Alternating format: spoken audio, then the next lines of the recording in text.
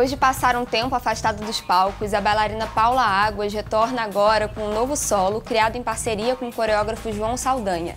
O espetáculo Tal do Caminho trata da perspectiva feminina sobre a criação de um lugar possível no mundo. Dá uma olhada.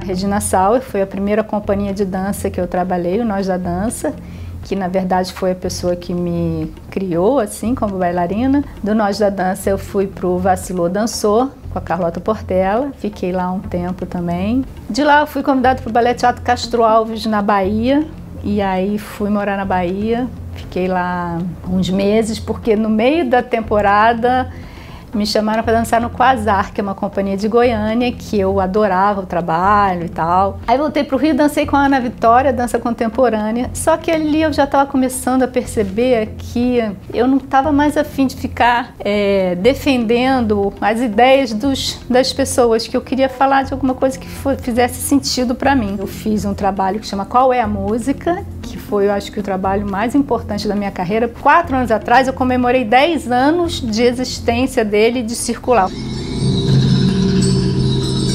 Aí eu fiz mais Não Alimente o Animal, fiz um trabalho com o Mário Nascimento, que é um coreógrafo de Belo Horizonte, um trabalho com a Daniela Visco. Resolvi que queria parar de dançar, entrei para uma pós-graduação de arte e filosofia e tinha me prometido que eu ia voltar a dançar um trabalho novo quando meu filho tivesse 3 anos. E aí me surgiu a ideia de convidar o João Saldanha. E a gente se cruzava muito na vida, mas não tinha nenhum conhecimento mais profundo um sobre o outro. Eu levei para ele uma poesia do João Cabral de Melo Neto, que chama Tecendo Amanhã, que é uma poesia que eu amo. Mostrei para ele e falei um pouco que eu gostaria de fazer um trabalho em que não houvesse fronteira entre a bailarina e o público, que a bailarina está sempre vista, sempre, né, como uma coisa sublime, e eu queria trazer para um lugar humano, né, e possível, que não houvesse diferença.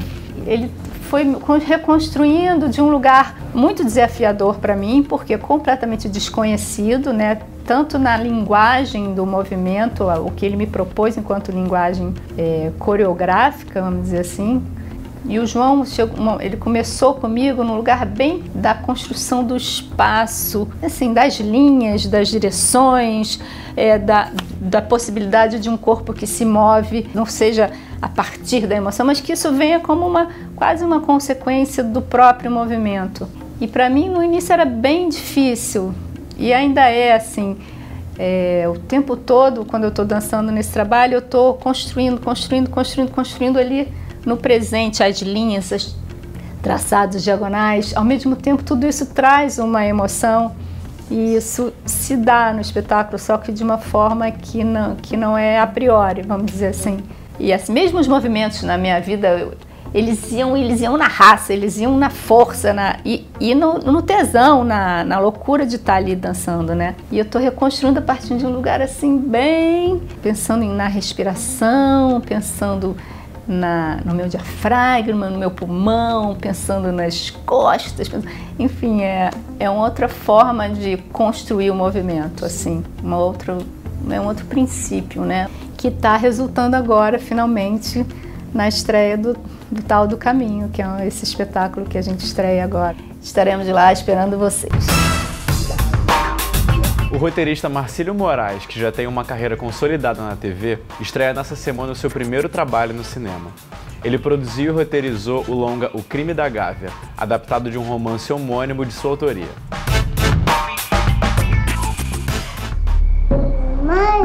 Mamãe!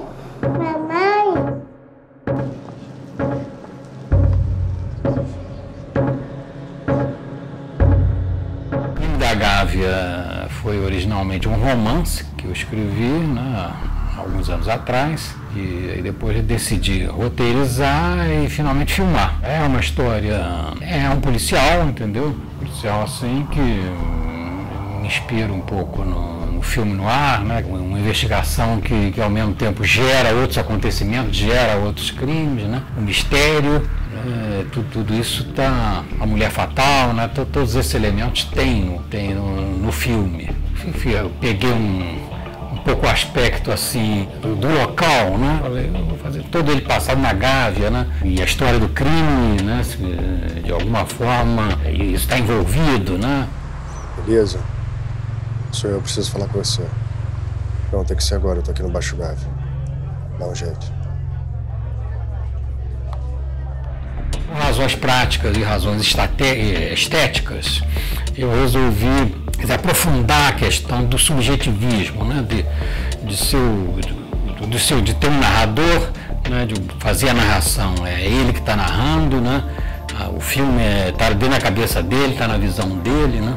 Teve todo esse exercício aí da cinematografia que foi muito interessante, foi muito legal, né, trabalhar com isso. É um tipo de filme desse, né, que é muito subjetivo, né, uma linguagem expressionista, puxando para o expressionista, não chega a ser. Dá para você, mesmo uma coisa que não está um pouquinho precária, né, você ressignifica na montagem e fica bacana, né, entendeu? Com sua história recente marcada por dissidências políticas, ataques terroristas e debates acirrados sobre a recepção de refugiados, o futuro antes sólido da União Europeia se tornou incerto. Esse é um dos tópicos de estudo do cientista político Maurício Santoro, que vai dar um curso sobre o tema na Casa do Saber.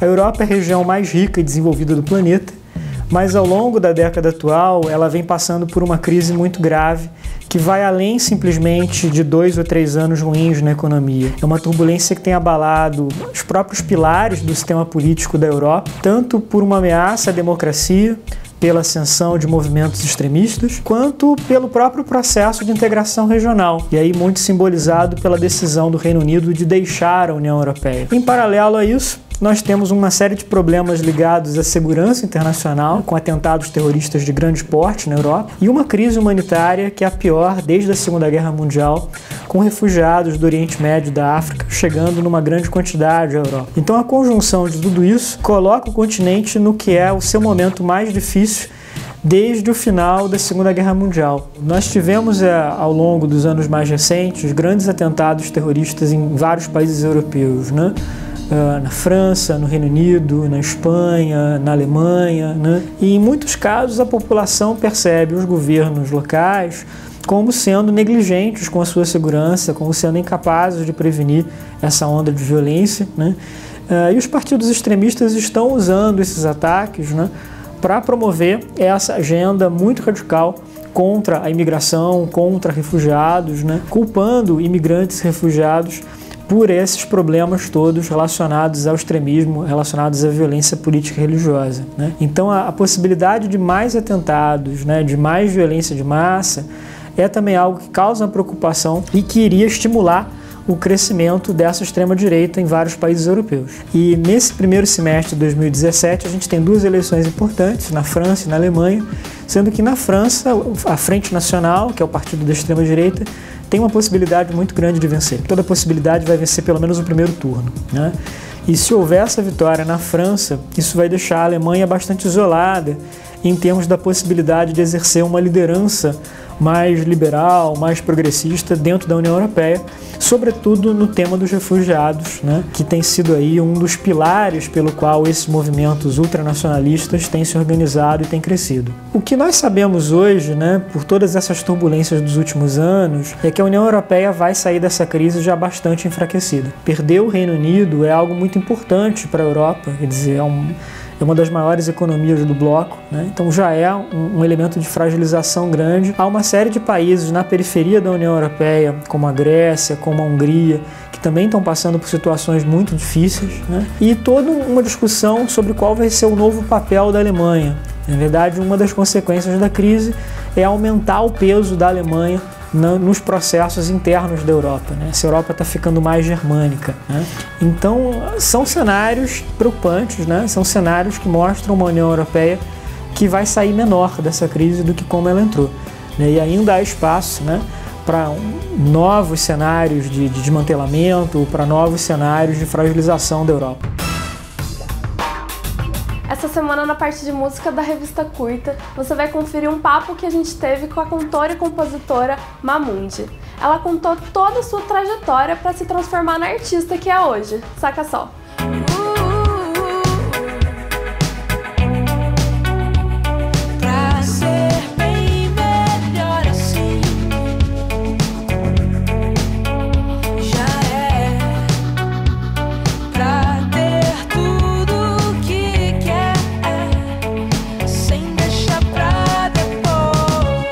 Desde o começo eu sempre quis fazer isso, sempre quis ser artista, sempre quis tocar e cantar, mas obviamente que você ser uma mulher adolescente do subúrbio do Rio de Janeiro, em algum momento eu entendi que eu não tinha uma condição que me remetesse à urgência, sabe?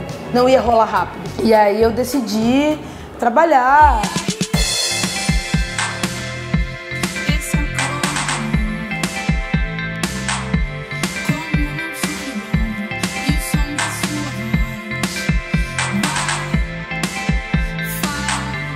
Eu ganhei uma bolsa de estudos para estudar cinema pela Petrobras. A escola de cinema era na Fundição Progresso. Comecei a perguntar, falei, pô, como é que faz aí pra... Quem é que monta o som? Como é que é esse negócio? Tá? O primeiro show que eu trabalhei foi o da Maria Rita, que na verdade eu nem assisti, porque me botaram pra carregar cabo e caixa. Era tipo, você não quer ficar? Então agora você vai ficar. Comecei a fazer muito show e eles começaram a ver, então tem uma menina que realmente que gosta. E aí, de repente, eu estava integrando uma equipe com 7, 8 homens em que eu não ganhava diária de alimentação, não ganhava nada, porque, teoricamente, eu estava aprendendo. Você volta para casa de ônibus 5 horas da manhã, você não pode contar para os seus pais que você não ganha grana. E entrei no KFC, desisti. Vem, me dá uma dança, me dê um abraço e não cansa. Segura no meu braço e eu me levanto quando o cansaço quiser me puxar pra baixo dos lençóis.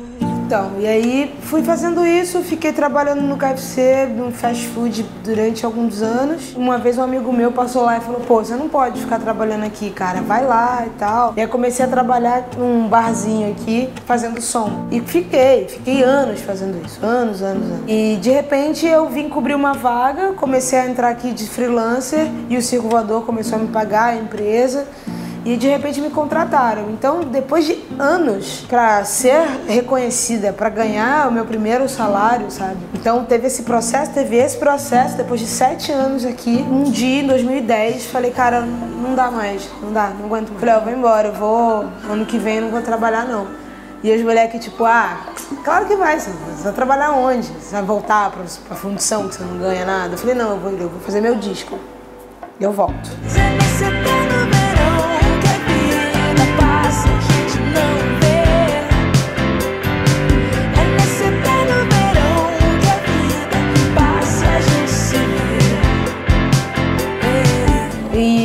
A música foi o que realmente me fez caminhar para outros lugares. É por isso que eu nunca desisti dela, assim, eu não tinha outro recurso. Obviamente, você vai crescendo, você vai entendendo que você tem que ter posições e escolhas, mas eu costumo achar que a música fala por mim.